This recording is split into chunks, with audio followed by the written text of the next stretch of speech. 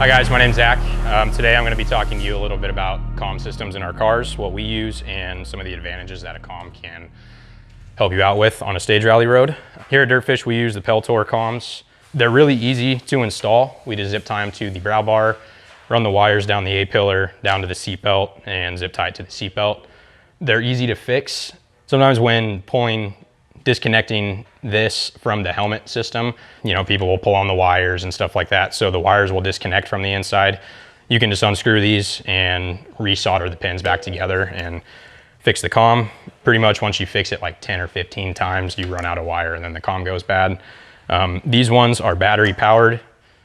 You can just open it up, change the 9-volt battery out. Pretty easy. You can wire it straight to the battery.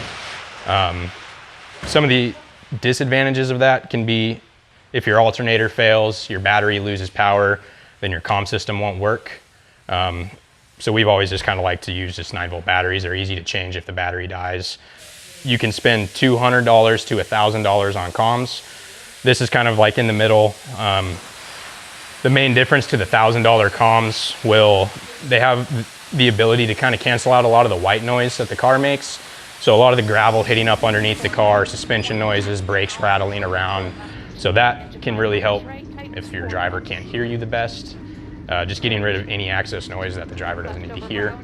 With Peltors or any comms, you can, let's say you have a Stilo helmet and a Peltor comm, we have adapters that you can adapt from Stilo to Peltor. So we can use this comm with pretty much any helmet that comes in here. If you were to buy a comm for your car, I would definitely go off whatever fits your budget. It's obviously having the $1,000 comm versus a $200 comm is really nice to have, but is it practical and is it really what you need?